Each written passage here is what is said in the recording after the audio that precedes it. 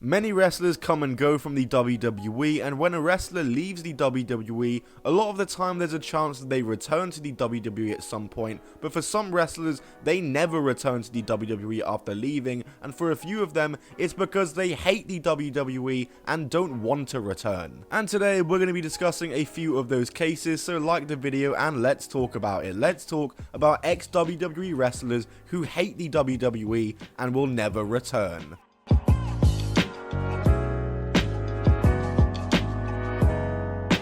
In July 2012, it was reported that indie wrestling star Pac had been signed to a developmental contract with the WWE. Prior to signing, Pac had made a name for himself on the indies, having wrestled all around the world, and signing to the WWE was his natural next step and his deserved big break. He would make his NXT debut in January 2013 under the name of Adrian Neville, and he'd soon begin teaming with fellow British NXT star Oliver Gray, calling themselves British Ambition. And British Ambition would quickly win a tournament to crown themselves the inaugural NXT Tag Team Champions, a great start to life in WWE for Neville. Their reign lasted just under 3 months as Oliver Gray got injured and was replaced in the team by Bo Dallas, and they would lose the titles on their first time defending together. In turn, Neville would look to find a new partner and would start teaming up with Corey Graves, and I just do not remember this team ever happening. But in July 2013, they managed to capture the NXT tag titles themselves. Neville was already a 2-time champion, and this title reign lasted about the same amount of time as the last time, as they lost them in early October to the Ascension.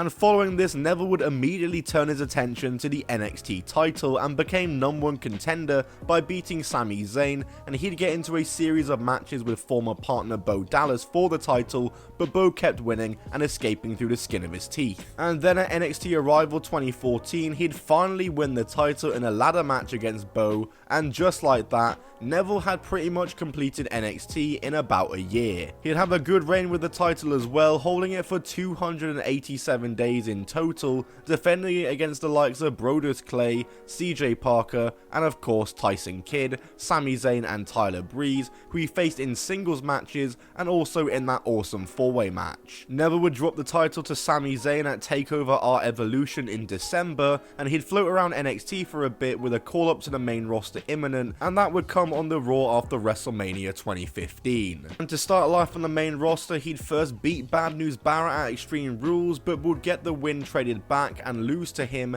in the King of the Ring finals for his first main roster loss not too long after, and his feud with Bad News Barrett would make it to SummerSlam, as he'd start feuding with Stardust at the same time, and Stardust was also feuding with Arrow star Stephen Amell, and so he'd team up with Amell to take on Stardust and Barrett at SummerSlam, where himself and Amell got the win. And after that, it was just kinda back to mid-card obscurity for Neville. He'd coast around the mid-card doing nothing for a year, he was drafted to Raw when the brand split returned, and would continue doing nothing until finally in December 2016, he joined the Cruiserweight division and he turned heel for the first time in his WWE career. A much needed change. And the very next month, he challenged Rich Swann for the Cruiserweight title at the Royal Rumble, and he would win the title, and Neville would go on to have great Cruiserweight title reigns. He had awesome matches with Austin Aries, Akira Tozawa, who actually won the title from him then dropped it back instantly, all while appearing on 205 Live every week and having arguably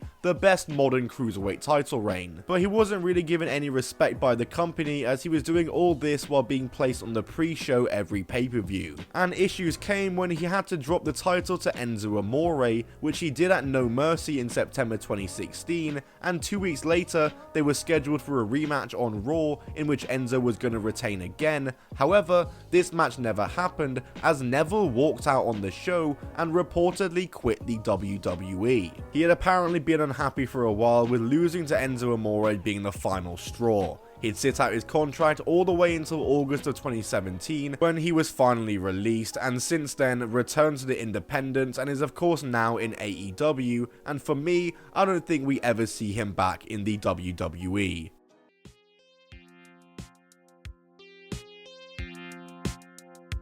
Gail Kim was signed to the WWE in 2002 after working the indies for a couple of years and being introduced to the company by Molly Holly. Upon signing, she was sent down to OVW to continue her development, spending about 8 months there before vignettes started airing hyping up her main roster debut. And after a few weeks, she eventually would debuting on the June 30th, 2003 Raw in a 7-woman battle royal for the Women's Championship. And in a shocking moment and potentially one of the best debuts ever, Gail Kim would win the Battle Royal and win the Women's Championship. And just like that, she was instantly at the top of the division. She'd defend the title successfully against Molly Holly 2 weeks later, but then another 2 weeks later they'd rematch and Molly Holly would win. So Gail Kim's reign lasted only 28 days. And after this, she literally did nothing in the company in this first run. She did nothing other than the occasional title match, which she always fell short in,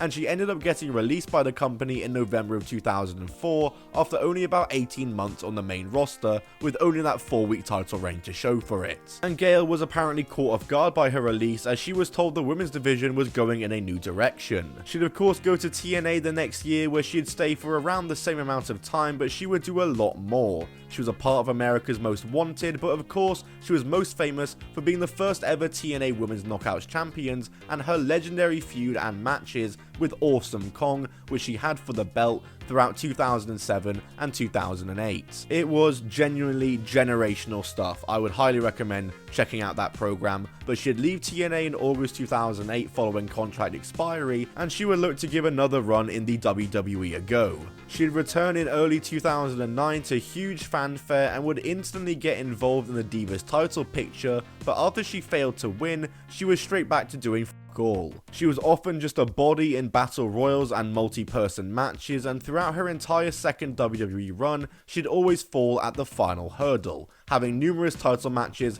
but never coming out on top. She coasted around as a jobber for years before on August 1st, 2011, she was in a women's battle royal on Raw, where she simply just rolled out of the ring and eliminated herself. Fans were confused as to what just happened and if it was scripted or unscripted, but it was explained by Gail Kim that apparently she had been instructed to be the first elimination within a minute, so she just eliminated herself and she had quit the company following the incident. Her profile was officially removed on September 30th and she went back to TNA and never looked back, as her second TNA run was just as good as her first. And since she left the WWE, Gail Kim has very publicly criticized WWE, calling out their handling of the Divas division and calling the McMahon family racist. And she's also said herself that she never wants to return, even turning down an invitation to the Evolution pay-per-view, so it's safe to say that we'll never see her in WWE again.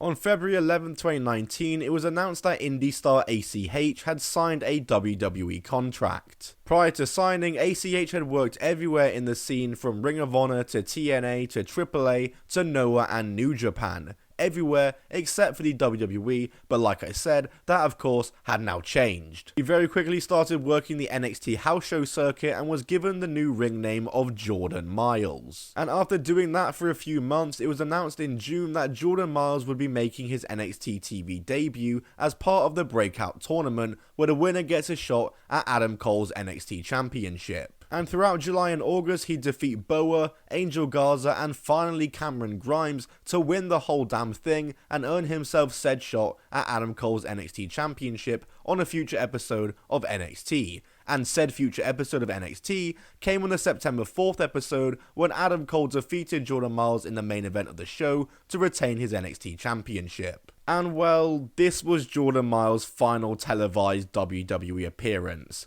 Just like that. And that's because in October of that year, Jordan Myles got involved in controversy when he took to social media to publicly call out the WWE for his t-shirt design, which he believed to be racist. WWE would change the design and also note that Myles had to approve the design himself, as Jordan Myles was taken off live events and he would continue to lambaste WWE, accusing them of racism in many social media posts. And during his various social media postings, he would also accuse Ring of Honor of racism and call out Jay Lethal for for, quote, being an Uncle Tom. Jordan Myles would apologize for these comments but not retract them, and would then on November 13th post a video where he would go on to state that he quit the WWE as he refused to work for racists, and that Jordan Myles was his slave name. And sure enough, a week later, Jordan Myles' departure from the WWE was confirmed. It was only a matter of time, and it was very clear that Jordan Myles and the WWE were probably never going to be able to work together or resolve this, and so they went their separate ways, and I think it's safe to say that there's no chance of Jordan Myles ever appearing in WWE again.